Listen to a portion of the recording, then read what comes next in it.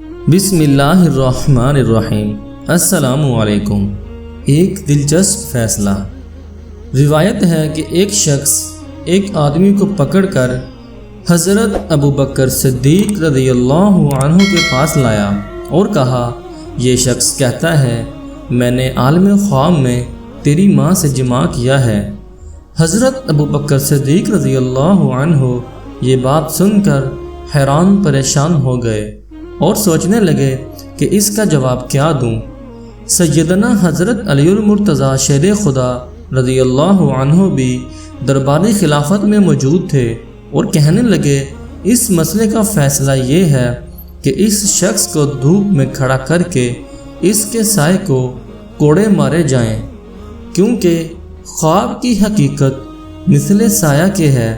ساتھ ہی اس شخص کو بھی تازیانے مارے جائیں تاکہ اس کے بعد اس طرح کے خواب بیان کر کے کسی دوسرے مسلمان کو اسی طرح اذیت نہ پہنچائے۔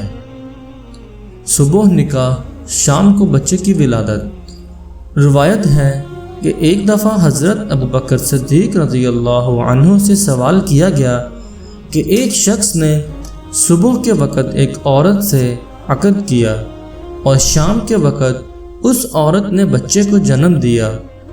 چند لمحہ بعد وہ شخص بھی مر گیا۔ ماں اور بیٹا اس کے جمع کردہ مال کے وارث بن گئے۔ کیا ایسا ممکن ہے؟ حضرت ابوبکر صدیق رضی اللہ عنہ نے جواب میں کچھ نہ کہا اور خاموش ہو گئے۔ سیدنا حضرت علی المرتضیٰ شیر خدا رضی اللہ عنہ بھی دربار خلافت میں موجود تھے اور شاید انہیں اصل صورتحال کا علم تھا۔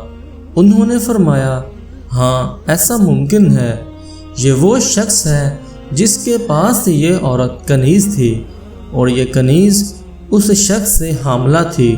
جب بچے کی پیدائش قریب ہوئی تو اس شخص نے کنیز کو آزاد کر دیا، پھر صبح کے وقت اسی عورت کے ساتھ نکاح کیا اور شام کے وقت اس عورت کے ہاں بچے کی پیدائش ہوئی۔ چند لمحوں بعد وہ شخص مر گیا۔ ماں اور بیٹا اس کی وراثت کے مالک بن گئے۔